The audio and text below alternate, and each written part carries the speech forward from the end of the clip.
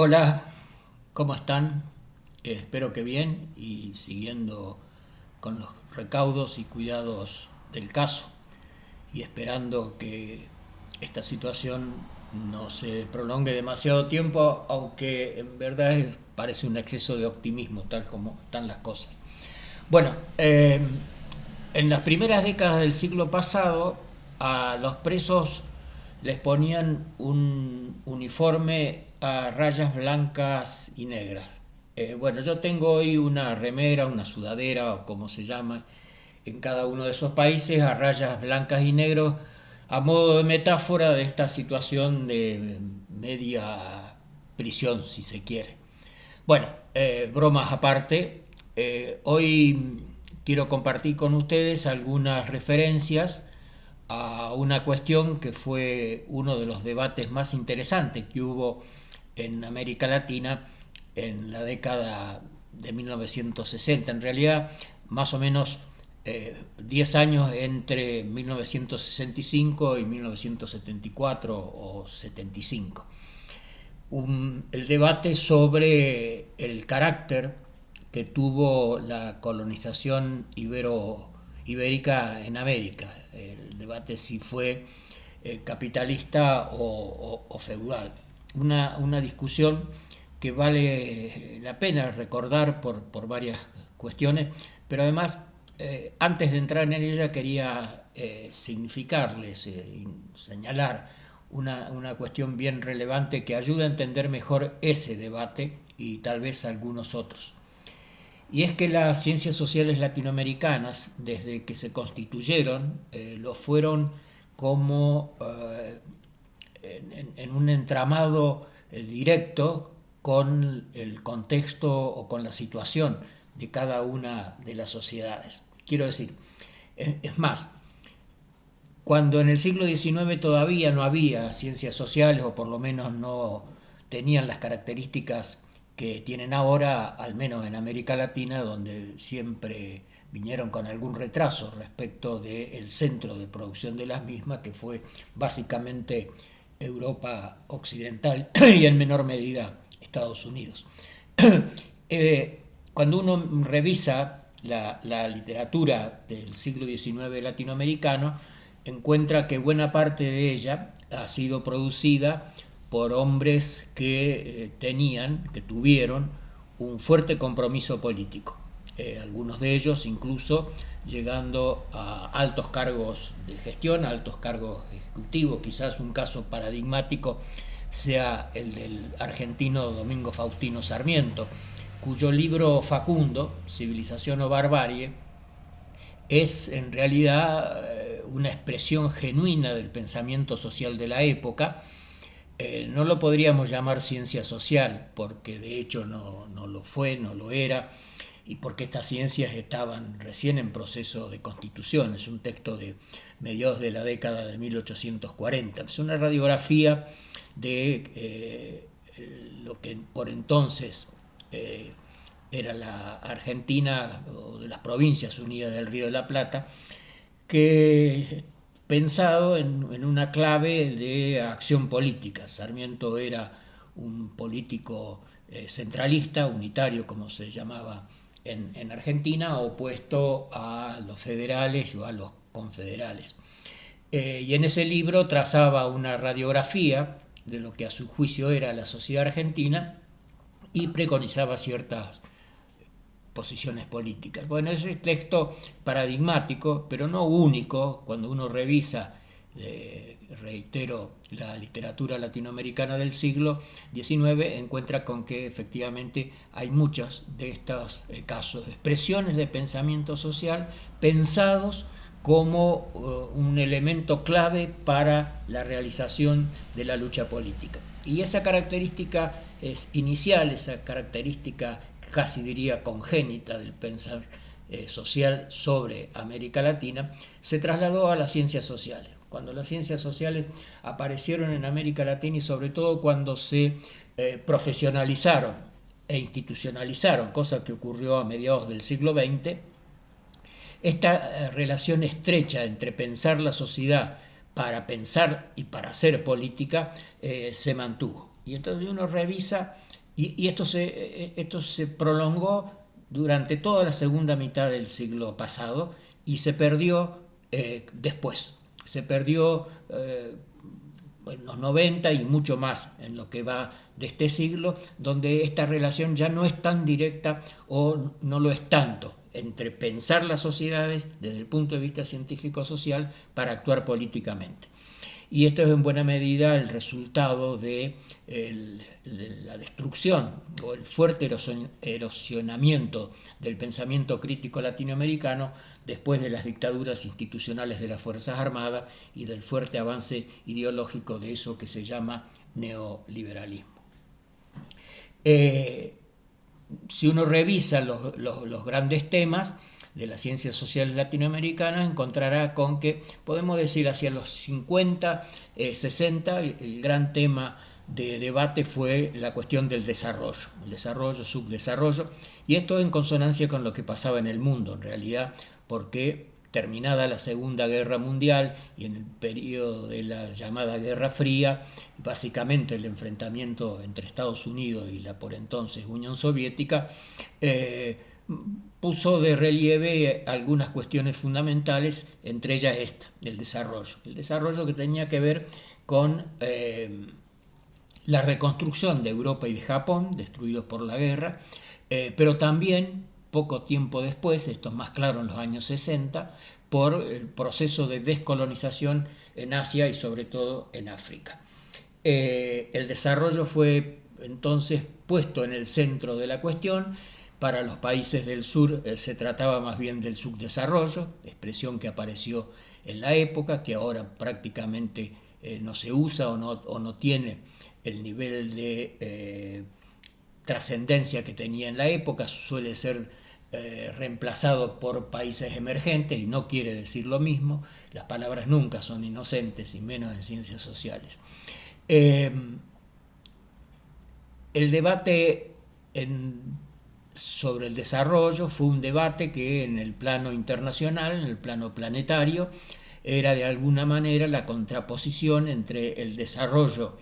en términos, y el desarrollo diferenciado de crecimiento,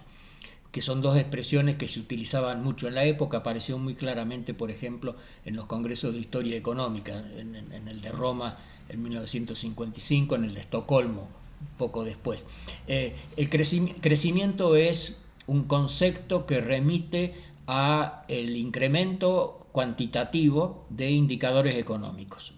Lo contrario de crecimiento obviamente es decrecimiento, es decir, cuando esos indicadores van hacia la baja y no hacia la alza. Mientras que desarrollo, que por lo general se utilizaba en la expresión compuesta desarrollo económico y social, es una expresión más bien cualitativa, que incluía no solamente el aspecto económico, sino también las transformaciones en el plano de la sociedad, en el plano de la cultura, era omnicomprensivo. Y eso tiene que ver con que en el fondo, o no están en el fondo, el debate sobre el desarrollo era sobre cuál o qué tipo de desarrollo es el que se iba a impulsar o a llevar adelante. Y básicamente era la contraposición entre desarrollo capitalista o desarrollo socialista.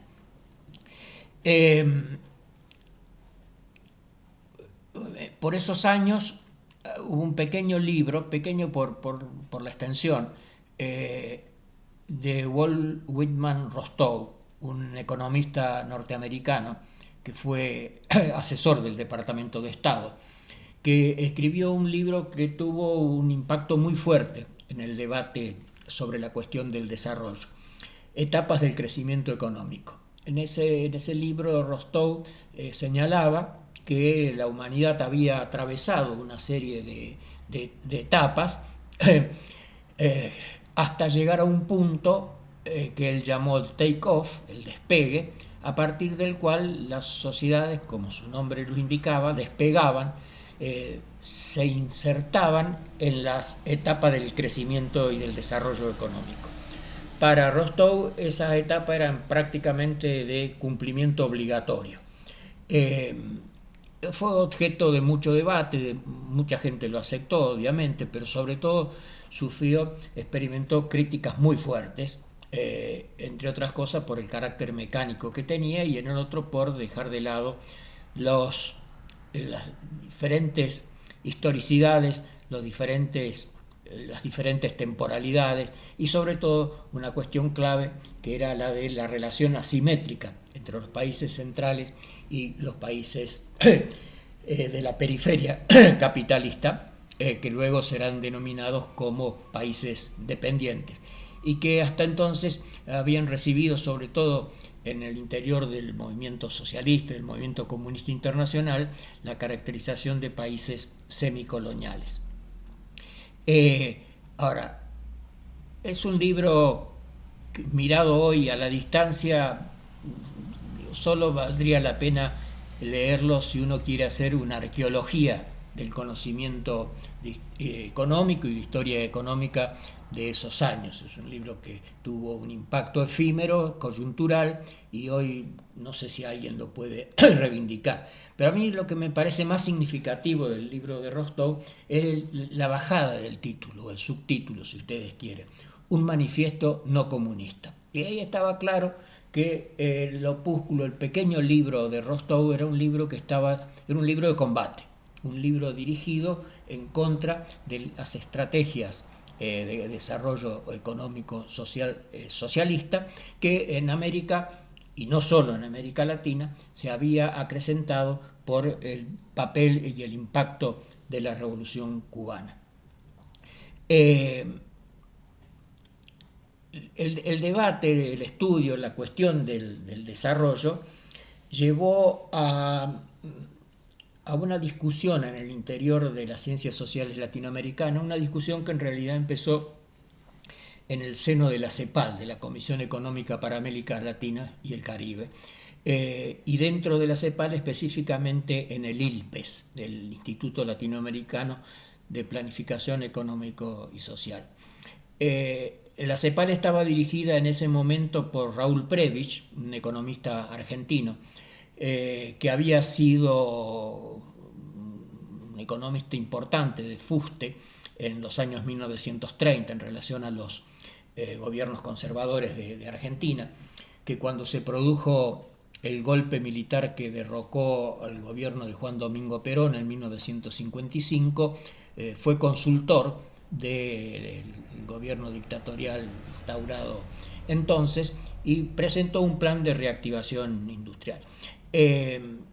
Esa postura le ganó muchos adversarios, muchos enemigos, quizás mejor,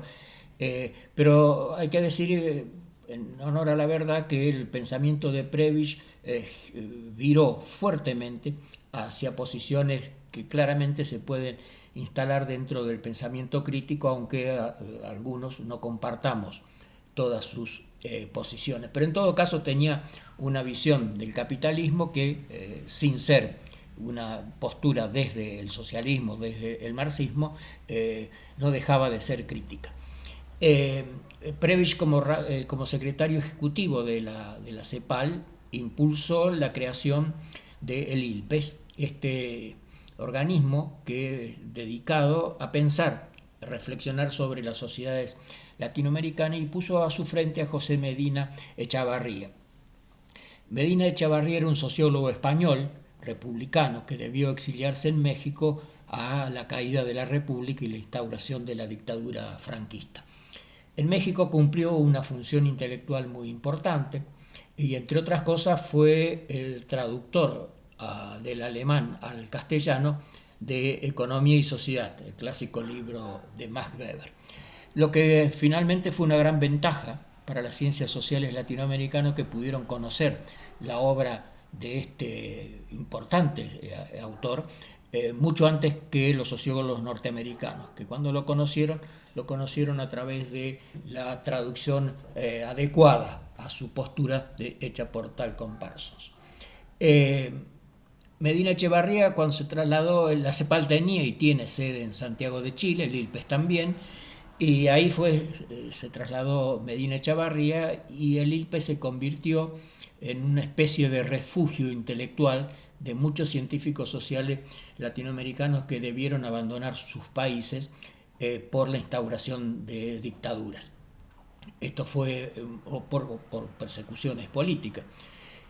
Uno de los casos más notorios por la relevancia intelectual y más tarde política que adquirió fue el brasileño Fernando Henrique Cardoso. En el ILPE estaba el guatemalteco Edelberto Torres Rivas. Bueno, un núcleo realmente de lo más brillante que tenían las ciencias sociales latinoamericanas de esos años. En reuniones de debate, de discusión que había en el interior de este grupo de científicos sociales latinoamericanos en el ILPES, creo que eran los jueves, se reunían, surgió finalmente una cuestión que fue debatida intensamente, que eran precisamente las relaciones entre las economías centrales del capitalismo y las economías de la periferia. Centro-periferia fue una diada creada por Raúl Prebisch para tratar de explicar las relaciones en el plano internacional. Es de esos debates donde surgirá los estudios de situaciones de dependencia, que fue uno de los grandes aportes innovadores de las ciencias sociales latinoamericanas a escala planetaria. Fue aceptada esta propuesta en diferentes países, prácticamente en todo el mundo occidental, y en Estados Unidos cobró una fuerte importancia. En los años 60 hubo un colectivo de científicos sociales norteamericanos fuertemente interesados en América Latina, algunos con posiciones francamente simpáticas o proclives, favorables a los pueblos latinoamericanos. Y los norteamericanos que adoptaron los estudios de dependencia la convirtieron en teoría. En realidad, Cardoso y Faleto nunca hablaron de una teoría de la dependencia. De hecho, en algún momento ellos lo explicaron claramente, que ellos hablaron siempre de situación de dependencia y que en todo caso, si se lo quería incluir en un campo teórico, había que pensarlo que era un capítulo de la teoría del desarrollo o un capítulo de la teoría del imperialismo. Pero de todos modos, la expresión teoría o teorías de la dependencia se impuso y todavía hoy se lo sigue utilizando de esa manera, aun cuando los estudios de dependencia, las reflexiones sobre las relaciones de dependencia ha menguado muchísimo por diferentes razones, aun cuando hay actualmente aquí en Argentina Fernanda Beigel, una colega de la Universidad Nacional de Cuyo en la ciudad de Mendoza, está comandando un grupo internacional que está precisamente recuperando la perspectiva de los estudios de dependencia. La gran novedad, para decirlo sintéticamente, que de lo que plantearon inicialmente Fernando Henrique Cardoso y Enzo Faleto en su libro Dependencia y Desarrollo en América Latina, fue que las relaciones entre los países centrales y los países dependientes, esto reemplazaba la idea de centro-periferia, ¿no?, de Prebisch, eran en primer lugar relaciones que aparecían como relaciones entre naciones cuando en realidad eran o son relaciones entre clases. En una doble dialéctica, según la cual en los países centrales las clases dominantes dominan sobre las clases subalternas y en las sociedades dependientes, en las sociedades de la periferia, hay también clases dominantes y clases dominadas o subalternas. La articulación entre uno y otro de estos sistemas de clases es que las relaciones de dependencia se establecen entre las clases dominantes de los países centrales, que son clases dominantes, y las clases dominantes de los países dependientes, que son clases dominantes dependientes. La relación entre las clases subalternas, entre las clases dominadas, es de otra índole, y una característica notable es que las clases dominadas de los países centrales en buena medida eran beneficiarias en términos de mejora de la calidad de vida de las relaciones de dependencia, lo cual tenía obviamente implicancias políticas bien significativas. Bueno, los estudios de dependencia se generalizaron, la bibliografía que hay es realmente impresionante, y fue una cuestión que se prolongó prácticamente en los debates y en los aportes hasta fines de los años 70. Por entonces, para no pocos autores, los estudios de dependencia, las teorías de dependencia, mostraban alguna flaqueza, no explicaban ciertas cosas, y entonces se tomó una decisión absurda si se quiere, pero nada extraña, se la desechó. Como no podía explicar todo, en consecuencia, en lugar de avanzar para llenar los huecos que la misma tenía, se prescindió, como si la dependencia hubiera desaparecido de golpe. Hasta donde yo tengo registro, el último texto escrito sobre el particular en la línea de los estudios de dependencia, inaugurado allá a mediados de los años 60, el libro de Cardoso y Faleto primero circuló como un documento interno, mimeografiado, en la época todavía no había fotocopiadora, en el interior del ILPES. En 1966 fue cuando se produjo, y en 1969 se publicó como libro, lo publicó Siglo XXI de México, y a esta altura lleva más de 30 reediciones. Es un auténtico clásico en el sentido estricto de la palabra de las ciencias sociales latinoamericanas. Le decía, el último texto que yo tengo registro, inserto en esta tradición, es un artículo que publicó Carlos Franco, un sociólogo peruano, en la revista Quehacer, la revista del DESCO, un centro de estudio de desarrollo de Lima, texto que se ocupa de la importancia explicativa de las relaciones de dependencia en relación a la gran crisis de la deuda que caracterizó los primeros años de la década de 1980. Y después prácticamente desaparecieron los aportes desde esta perspectiva, aunque, como les decía recién, hay un interés renovado en los últimos años, del cual participó también hasta su muerte Teotonio dos Santos, este otro gran nombre de la sociología brasileña. Es en ese contexto, bueno, después en los años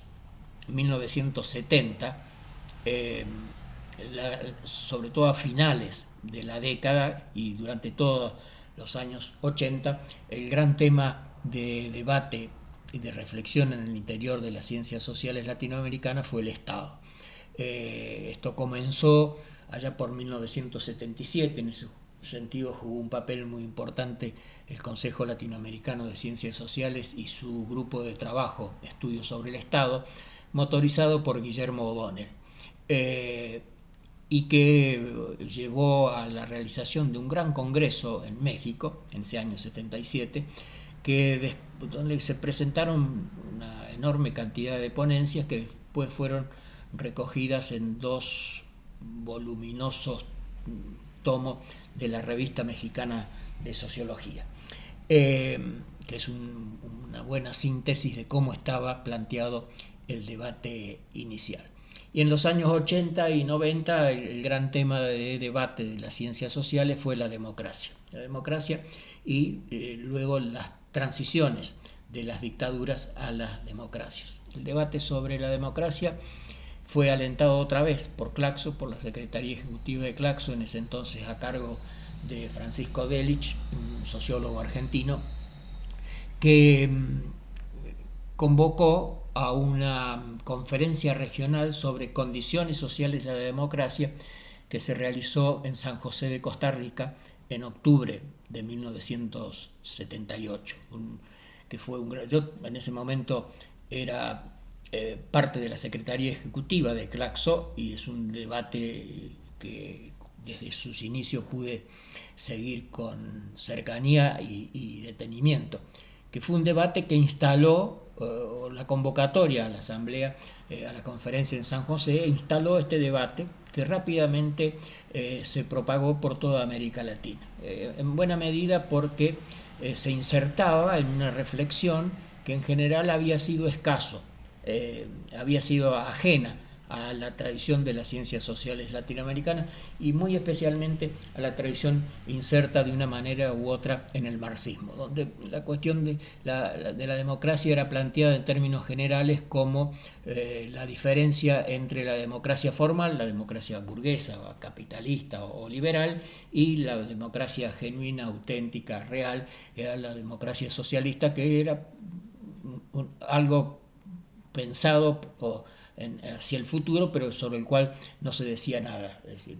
había una crítica de la democracia realmente existente, pero no había una propuesta de cómo sería la democracia superadora de la democracia socialista. Y ahí había en el interior del marxismo diferentes vertientes, diferentes opiniones, que en realidad no eran nuevas, vienen del gran debate quizás de fines del siglo XIX, comienzos del XX, entre la socialdemocracia y la línea que se mantenía más fiel al marxismo crítico y revolucionario, con Rosa Luxemburgo, con Lenin, los bolcheviques. Y esta ausencia de reflexión sobre la democracia desde una perspectiva del pensamiento crítico, y muy especialmente del pensamiento marxista, empezó a tener un relieve en ese entonces, a partir de la conferencia de San José. De hecho, si uno revisa la literatura sobre la cuestión de la democracia en Argentina, en América Latina, encuentra con que los dos primeros textos, y casi únicos durante más de una década, década y media, aparecieron a mediados de los años 1960, el primero de ellos de Pablo González Casanova, uno de los grandes nombres de la sociología mexicana y latinoamericana, cuyo libro La democracia en México marcó un hito en ese sentido. Y poco después, Norbert Lechner, un alemán radicado en Chile, devenido en uno de los grandes latinoamericanistas, finalmente cuando cae la dictadura encabezada por el general Pinochet, en reconocimiento a su labor, el Estado chileno le concedió a Norbert la ciudadanía chilena. Bueno, el libro de Lechner se denominaba como el de González Casanova, solo cambiando el país, la democracia en Chile. La democracia en México, de Pablo González Casanova, y la democracia en Chile, de Norbert Lechner, eran dos hitos, dos mojones, si se quiere, que no tuvieron demasiada trascendencia, más allá del debate en el momento, pero no inauguraron una línea de reflexión sobre la democracia como sí lo había sido el libro de Cardoso y Faleto en relación a los estudios de dependencia. En los años 90, en los años 80, la segunda mitad de los 80, en los 90, el gran debate fue el de las transiciones de las dictaduras de las dictaduras institucionales, de las Fuerzas Armadas, en la mayoría de los casos, a la democracia, con características bien marcadas y bien diferentes según los países, en uno de los debates que probablemente produjo el mayor volumen de aportes bajo la forma de artículos, conferencias, ponencias, libros, etc.